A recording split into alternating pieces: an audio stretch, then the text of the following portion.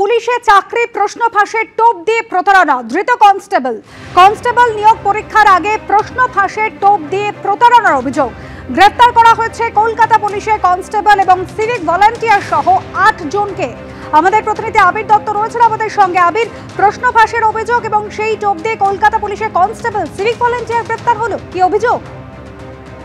দেখো, একেবারেই, এবং আমরা জানি যে গত রবিবার দিন কনস্টেবলের পরীক্ষা ছিল এবং পুলিশের এই যে পরীক্ষা কনস্টেবল নিয়োগের, সেই পরীক্ষার ক্ষেত্রে যেটা পুলিশের সূত্র থেকে যেটা জানা যাচ্ছে যে তারা একটা খবর পান যে পরীক্ষার ঠিক আগের দিন কয়েকজন জড়ো হয়েছে এবং তাদের কাছে প্রশ্ন নিয়ে তারা কিছু জালিয়াতি করার চেষ্টা করছে এবং এরপরই প্রথমে 7 জনকে ধরা হয় এবং তারপরে তাদের কাছ থেকে জিজ্ঞাসাবাদ করে জানা যায় যে প্রশ্ন দেওয়া হবে বলে প্রতারণা করা হয় এবং বদলে টাকা নেওয়া হয়েছিল।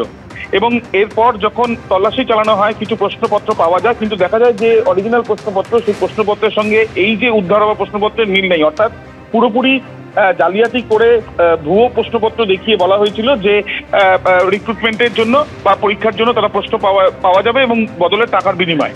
এবং ইতিমধ্যে যেটা জানা যাচ্ছে যে 8 জনকে গ্রেফতার করা হয়েছে, তার মধ্যে একজন কাঞ্চন মেটে কনস্টেবল কলকাতা পুলিশের, রিজেন্ট পার্ক থানা সিভিক ভলেন্টিয়ার একজন রয়েছে, তার নাম আর পার্থ সারথী। দীঘা থানার পুলিশ এই যে 8 জনকে গ্রেফতার করেছে তার মধ্যে এই 2 জন রয়েছে, একজন সিভিক ভলেন্টিয়ার যে রিজেন্ট পার্ক থানায় কর্তব্যরত, এবং জানা যাচ্ছে যে কলকাতা পুলিশের আরেকজন কনস্টেবল, তাকেও কিন্তু গ্রেফতার করা হয়েছে, তার নাম কাঞ্চন মেটে। এই ধৃতদের জিজ্ঞাসাবাদ করে জানার চেষ্টা চালানো হচ্ছে মোট কতজনকে এইভাবে প্রতারণা তারা করেছে সেই বিষয়টা জানার চেষ্টা চালানো হচ্ছে বলে পুলিশ সূত্র থেকে জানা যাচ্ছে। ধন্যবাদ আবির। ভোটার তালিকায় নাম রয়েছে কিন্তু এনুমারেশন ফর্ম আসেনি। এসআইআর আবহে চরম বিড়ম্বনায় বাঁকুড়ার ছাতনার 4 জন মহিলা। এনুমারেশন ফর্ম না আসার অভিযোগ ওই 4 জন মহিলার। ভোটার সংখ্যা কমিয়ে আনতেই বেছে বেছে 4 জনকে বাদ দেওয়া হচ্ছে, দাবি তৃণমূলের। তৃণমূল সব জায়গাতেই বিজেপির ভূত দেখছে, পাল্টা দাবি বিজেপি। 2025-এর ভোটার লিস্টে ওনাদের নাম থাকলেও পোর্টালে নাম নেই। বিষয়টি ঊর্ধ্বতন কর্তৃপক্ষকে জানানো হয়েছে, দাবি BLO.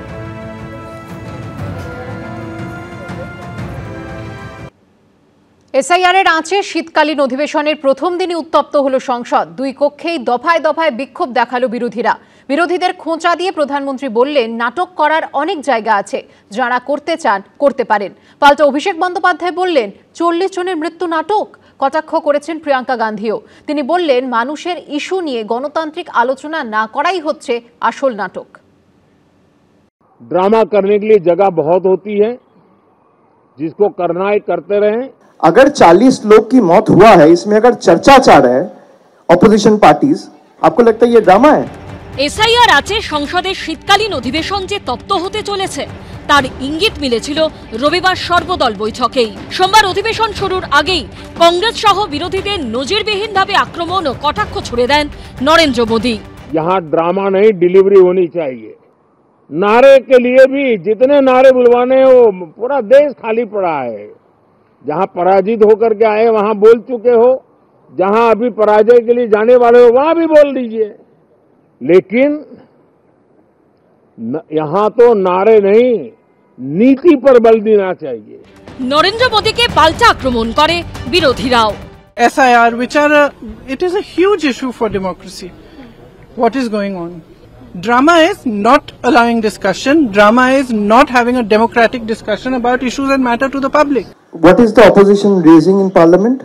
They are asking the government to at least initiate a debate and discussion on SIR or electoral reforms. Do you think it's drama? If the Prime Minister or the BJP leadership or the one sitting at the helm of affairs in the government thinks that by raising the right questions for the people or raising people's voices is drama, then let people of the country see and answer them. SIR নিয়ে আলোচনার দাবিতে সোমবার হট্টগোলের জেরে দফায় দফায় মুলতবি করতে হয় লোকসভার অধিবেশন। मैं पुनः आग्रह कर रहा हूं, सदन में नियोजित तरीके से बाधित करना लोकतंत्र में अच्छी परंपराएं नहीं है। রাজ্যসভায় এসআইআর নিয়ে আলোচনার দাবি তোলে তৃণমূল, একই দাবি জানায় কংগ্রেসও। If you try to divide us, we will be more strong. You can't divide us because we have come with ideological background. Otherwise, we all will have to protest against this. The man is not averse to taking up discussion for anything. Please give some time. While there are other business which are listed can be taken up, the demand which you have put forward has not been rejected. So don't presume that government is not ready to discuss on any matter. Modi সরকারের উত্তরে সন্তুষ্ট না হওয়ায় রাজ্যসভা থেকে walkout করে বিরোধীরা। Walkout যেটা করছেন সেটা প্র্যাকটিস করে নিচ্ছেন, 26-এ ওয়াকআউট করে যেতে হবে।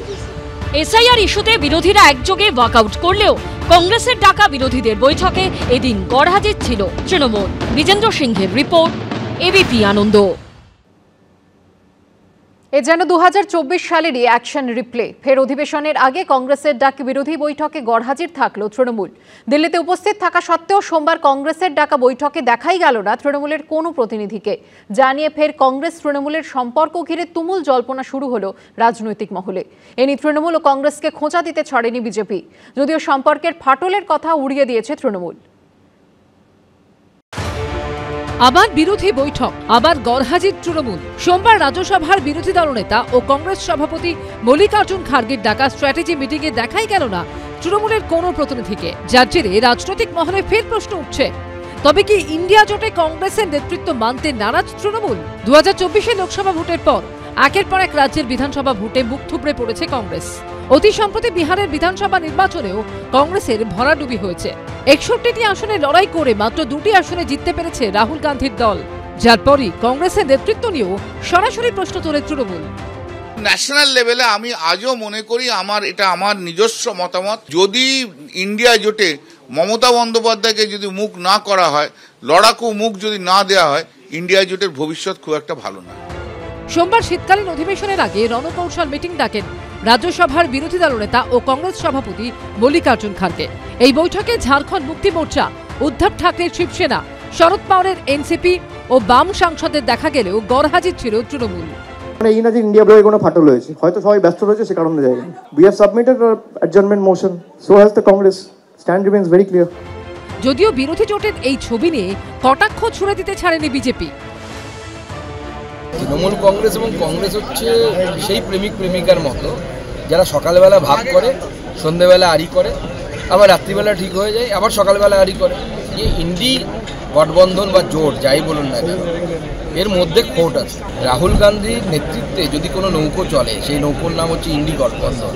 তার কি হাল হতে পারে সে তো বিহারে দেখা গেল, মোদি ঝড়ে সব খড়কুটোর মতো উড়ে গেল। গত বছরও সংসদে শীতকালীন অধিবেশনের আগে ইন্ডিয়া জোটের বৈঠকে অনুপস্থিত ছিল তৃণমূল। অধিবেশন চলাকালীন আদানি ঘুষকাণ্ড নিয়ে সংসদের মকরদ্বারে কংগ্রেসের নেতৃত্বে বিক্ষোভ থেকে দূরে থাকে তৃণমূল। তারপর সংসদ চত্বরে বিজেপি সাংসদের সঙ্গে কংগ্রেস সাংসদদের ধাক্কাধাক্কি হয়। ধাক্কাধাক্কিতে পায়ে চোট পাওয়ার অভিযোগ তোলেন মল্লিকার্জুন খার্গে। এই ঘটনায় বিজয় চক থেকে সংসদ ভবন পর্যন্ত প্রতিবাদ মিছিল করে কংগ্রেস। সেখানেও দেখা যায়নি তৃণমূলকে। পৃথকভাবে দিল্লিতে আম্বেদকরের মূর্তির সামনে ধর্নায় অংশ নেয় তৃণমূল।